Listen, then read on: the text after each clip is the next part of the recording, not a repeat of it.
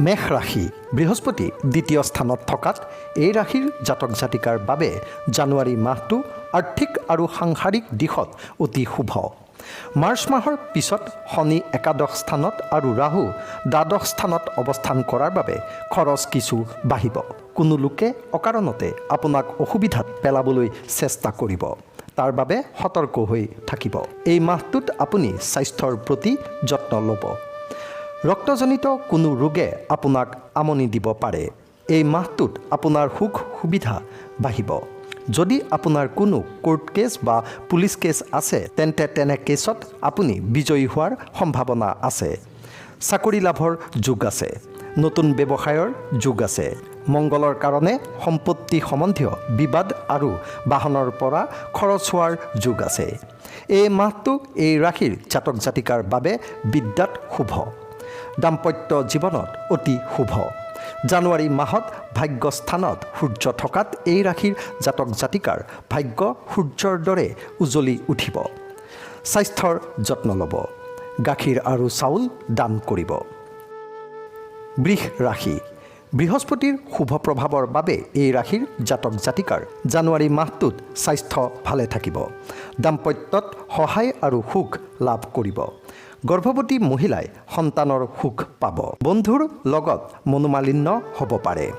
মাতৃৰ স্বাস্থ্য শুভ নাযাব। সম্পত্তি সম্বন্ধীয় কোনো বিবাদ হ'ব পাৰে। বিদ্যাৰ্থীয়ে পঢ়া শুনাত বিশেষ মনোযোগ দিব লাগিব। শত্ৰুৰ ওপৰত বিজয় লাভ কৰিব। পত্নীৰ লগত মনোমালিন্য হ'ব পাৰে। চাকৰি লাভ লগতে প্ৰমোচনৰ যোগ আছে। আয় বাঢ়িব। সৎ পথেৰে আয় কৰাত গুৰুত্ব দিব। সৰু ল'ৰা ছোৱালীক জ্বলা মিঠা বস্তু খুৱাব, লগতে সেউজীয়া ৰুমাল দান দিব। মিথুন ৰাশি বৃহস্পতি দ্বাদশ স্থানত থকাত মিথুন ৰাশিৰ জাতক জাতিকাৰ ধাৰ্মিক কাৰ্যত খৰচ হোৱাৰ যোগ আছে। বিদ্যাৰ্থীৰ বাবে অতি শুভ। বিবাহৰ যোগ আছে। শনি নৱম স্থানত থকাত ভাগ্য বৃদ্ধি ও পদোন্নতিৰ যোগ আছে। ৰাহু দশম স্থানত থকাত এই মাহত উত্থান পতন থাকিব। আকস্মিক লাভ হ'ব, কিন্তু বিদ্যাৰ্থীৰ এলাহ ভাৱ বাঢ়িব। স্বাস্থ্য ভালে যাব। পৰিয়ালৰ কোনো সদস্যৰ লগত কাজিয়া হ'ব পাৰে। কৰ্মস্থানত বুধাদিত্য যোগ আৰু ৰাজযোগ সূচিত হৈছে, গতিকে বহু শুভ ফল লাভ কৰিব। দাম্পত্যত শুভ। পত্নীৰ স্বাস্থ্যৰ যত্ন লওক। ভাগ্য বৃদ্ধি হ'ব। আয় আৰু ব্যয় সমান হ'ব। কোনো ভিক্ষাৰীক তিতা কেৰেলা দান দিব। কৰ্কট ৰাশি একাদশ স্থানত বৃহস্পতি থকাত এই ৰাশিৰ জাতক জাতিকাই জানুৱাৰী মাহটোত সন্তানৰ সুখ তথা বৈবাহিক সুখ লাভ কৰিব। খৰচ বাঢ়িব। ধাৰ্মিক ও নিৰ্মাণ কাৰ্যত খৰচ হ'ব। শনি অষ্টম স্থানত আৰু ৰাহু মীন ৰাশিত নৱম স্থানত থকাত ভাগ্য বৃদ্ধি হ'ব আৰু ভ্ৰমণ বাঢ়িব। সাহিত্য সংগীত আদিত ৰুচি বাঢ়িব। নতুন দায়িত্ব লাভ কৰিব। কাৰোৰে পৰা সহায় আশা নকৰিব। স্থানান্তৰণ হ'ব পাৰে আৰু স্থানান্তৰণ লাভদায়ক হ'ব। মামলা মোকৰ্দমাত জড়িত হ'ব পাৰে, গতিকে সাৱধানে থাকিব। জীৱনলৈ সুখ আহিব। চাকৰিয়ালৰ শুভ। পৰিয়ালৰ লগতে দূৰ ভ্ৰমণৰ পৰিকল্পনা হ'ব পাৰে। সমাজত আপোনাৰ মৰ্যাদা বাঢ়িব। কোনো ফচি থকা ধন প্ৰাপ্তি হ'ব। স্বাস্থ্যৰ প্ৰতি সচেতন থাকিব। জ্যোতিষক বগা বস্ত্ৰ বা মিঠাই দান দিব। সিংহ ৰাশি অধিপতি গ্ৰহ ৰবি হোৱাত এই মাহত আপোনাৰ সকলোৰে ওপৰত অধিপত্য থাকিব। বৃহস্পতি দশমত থকাত মাটি বাৰীৰ ক্ষেত্ৰত সুখ পাব। পদোন্নতি হ'ব পাৰে। বৃহস্পতিৰ শুভ প্ৰভাৱত এই মাহত আপোনাৰ শত্ৰুৰ লগত আপোচ হ'ব। ৰাহু অষ্টম স্থানত থকাত আকস্মিক দুৰ্ঘটনা হ'ব পাৰে। 18 মে'লৈকে সাৱধানে থাকিব। শনি সপ্তম স্থানত থকাত নতুন সম্পৰ্ক স্থাপন হ'ব পাৰে। নতুন ব্যৱসায় আৰম্ভ হ'ব পাৰে। খংভাৱ এৰাই চলিব। এই মাহত আপুনি বহু উচ্চাকাংক্ষী হৈ পৰিব। অচিনাকি মানুহক বিশ্বাস নকৰিব, নহ'লে প্ৰবঞ্চিত হ'ব পাৰে। নতুন কাৰ্যত সফল হ'ব। সম্পত্তি বিক্ৰীৰ দ্বাৰা লাভান্বিত হ'ব পাৰে। আমোদ প্ৰমোদত সময় যাব। ৰাহুৰ দান দিব। ৰাহুৰ জপ কৰিব। কন্যা ৰাশি এই ৰাশিৰ জাতক জাতিকাসকলৰ জানুৱাৰী মাহটো স্বাস্থ্যৰ বাবে শুভ। এই মাহটোত আপোনাৰ ৰাজযোগ সূচিত হৈছে। আপোনাৰ ঘৰত কোনো শুভকৰ্ম এই মাহত সম্পন্ন হোৱাৰ সম্ভাৱনা আছে। লগতে বিদেশৰ পৰা কোনো লোকৰ আপোনাৰ ঘৰলৈ আগমন হ'ব পাৰে, যিয়ে আপোনাৰ সুখ বৃদ্ধি কৰিব। বিদ্যাৰ্থীৰ শুভ। এই মাহটোত আপোনাৰ ভাগ্য বৃদ্ধি হ'ব। নতুন চাকৰিৰ অফাৰ পাব। ব্যৱসায়ৰ পৰা ধন লাভৰ যোগ আছে। পদোন্নতি হ'ব পাৰে। মংগলৰ কাৰণে অনৈতিক ফালৰ পৰা ধন লাভ হ'ব। শ্বেয়াৰ মাৰ্কেট আদিত ধন বিনিয়োগ নকৰিব, অন্যথা লোকচান হ'ব পাৰে। ভিক্ষাৰীক তিতা কেৰেলাসহ ভোজন কৰাব। তুলা ৰাশি। জানুৱাৰী মাহটোত তুলা ৰাশিৰ জাতক জাতিকাৰ স্বাস্থ্য ভালে থাকিব। মন উৎফুল্লিত হৈ থাকিব। এই মাহটোত তুলা ৰাশিৰ জাতক জাতিকাৰ বাবে ৰাজযোগ সূচিত হৈছে। কোনো ডাঙৰ কাম সম্পন্ন হ'ব পাৰে। ধনৰ ফালৰ পৰা প্ৰবঞ্চিত হ'ব পাৰে, সাৱধানে থাকিব। নতুন বাহন বা কোনো সম্পদ ক্ৰয় কৰিব পাৰে। বিদ্যাৰ্থীয়ে শুভ পৰিণাম পাব। ৰাহু ষষ্ঠ স্থানত থকাত ৰোগ, ঋণ, মামলা, মোকৰ্দমা আদি কমিব। ভাগ্য অতি শুভ।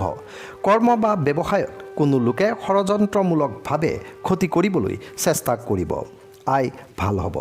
ধাৰ্মিক কামত ধন খৰচ হ'ব। মংগলৰ দান দিব। বৃশ্চিক ৰাশি। বৃহস্পতিৰ সপ্তম স্থানত থকাত এই ৰাশিৰ জাতক জাতিকাৰ জানুৱাৰী মাহত নতুন ব্যৱসায়, নতুন মিত্ৰ, নতুন সম্পৰ্ক আৰু নতুন কোনো আয়ৰ বাট মুকলি হোৱাৰ সম্ভাৱনা আছে। নতুন কোনো কৰ্ম এই মাহটোত মঙলবাৰে কৰিব আৰু 9, 18 আৰু 27 তাৰিখে আৰম্ভ কৰিলে শুভ ফল লাভ কৰিব। পাৰ্টনাৰশ্বিপ বিজনেছত লাভ তথা শুভ ফল পাব। ৰাহুৰ কাৰণে পেটৰ ৰোগ, মনোযোগ হ্ৰাস, মনলৈ বেয়া ভাৱ আহিব। জানুৱাৰী মাহত অনাৱশ্যক খৰচ হ'ব। ৰোগ, ঋণ আদিৰ পৰা মুক্তি লাভ কৰিব। কৰ্তব্যৰ প্ৰতি সচেতন থাকিব। ধন প্ৰাপ্তি হ'ব। কোৰ্ট কেছত জয়ী হ'ব। মন আধ্যাত্মিকতাৰ দিশে গতি কৰিব। উচ্চ অধিকাৰী বৰ্গৰ সৈতে মধুৰ সম্পৰ্ক সৃষ্টি হ'ব। সামাজিক মৰ্যাদা বাঢ়িব। ৰাহুৰ দান দিব। ৰাহুৰ কবচ পাঠ কৰিব। ধনু ৰাশি। বৃহস্পতিৰ ষষ্ঠ স্থানত থকাৰ বাবে এই ৰাশিৰ জাতক জাতিকাই জানুৱাৰী মাহটোত মধ্যমীয়া ফল লাভ কৰিব। মাৰ্চ মাহৰ পিছত বৃহস্পতি সপ্তম স্থানলৈ গতি কৰিব। ফলত মাৰ্চৰ পৰা এই ৰাশিৰ জাতক জাতিকাই অতি শুভ ফল লাভ কৰিব। ৰাহু চতুৰ্থ স্থানত থকাত মন অশান্ত থাকিব। ব্যৱসায়ত লোকচান, স্বাস্থ্য বেয়া হোৱাৰ সম্ভাৱনা আছে। 19 মে'ৰ পাছৰ পৰা শুভ ফল লাভ কৰিব। বিবাহিত জীৱনত অশান্তিৰ সৃষ্টি হ'ব পাৰে। পাৰ্টনাৰশ্বিপ বিজনেছত পাৰ্টনাৰৰ লগত মনোমালিন্য হ'ব পাৰে। শনি অশুভ হোৱাৰ বাবে এই মাহটোত মান সন্মানৰ ক্ষতি, ব্যৱসায় চাকৰি আদিত অশুভ ফল পাব পাৰে। কোৰ্ট কেছ বা পাৰিবাৰিক বিবাদ হ'ব পাৰে। শুভ কামত এই মাহত খৰচ বাঢ়িব। ৰাহু চতুৰ্থ স্থানত থকাত চিন্তা বাঢ়িব আৰু কিছুমান কামৰ বাবে মান সন্মানত ক্ষতি হ'ব পাৰে। ব্যৱসায় আৰু চাকৰিত অশুভ ফল লাভ কৰিব পাৰে। চাকৰিত দণ্ডমূলক বদলি হ'ব পাৰে। সহপাঠীৰ সহযোগ নাপাব।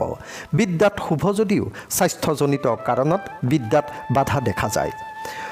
দুৰ্ঘটনা, ৰক্তক্ষয়, ফ্ৰেকচাৰ আদি হোৱাৰ সম্ভাৱনা আছে। শনি আৰু সূৰ্যৰ দান কৰিব। মকৰ ৰাশি। জানুৱাৰী মাহত স্বাস্থ্য আৰু ধনৰ অধিপতি শনি নিজ গৃহত থকাত মকৰ ৰাশিৰ জাতক জাতিকাৰ এই মাহটোত স্বাস্থ্য, ব্যৱসায়, চাকৰি আদিত শুভ ফল লাভ কৰিব। সম্পদ, বাহন, মাতৃৰ শৰীৰ আদিৰ বাবে কিছু অশুভ ফল পাব। শত্ৰু নাশ হ'ব আৰু ঋণ আদি লাহে লাহে কমিব। দৈনিক আয় বাঢ়িব। পৰিয়ালৰ লগত বাহিৰলৈ ফুৰিব যাব পাৰে। এলাহ ভাৱ ত্যাগ কৰিবলৈ চেষ্টা কৰিব, অন্যথা বহুত ডাঙৰ লাভৰ পৰা বঞ্চিত হ'ব পাৰে। মংগল আৰু শুক্ৰৰ দান দিব। কুম্ভ ৰাশি। এই ৰাশিৰ জাতক জাতিকাৰ বাবে জানুৱাৰী মাহটোত স্বাস্থ্যৰ বাবে অতি শুভ। এই মাহত মান, প্ৰতিষ্ঠা, সন্মান আদি লাভ কৰিব।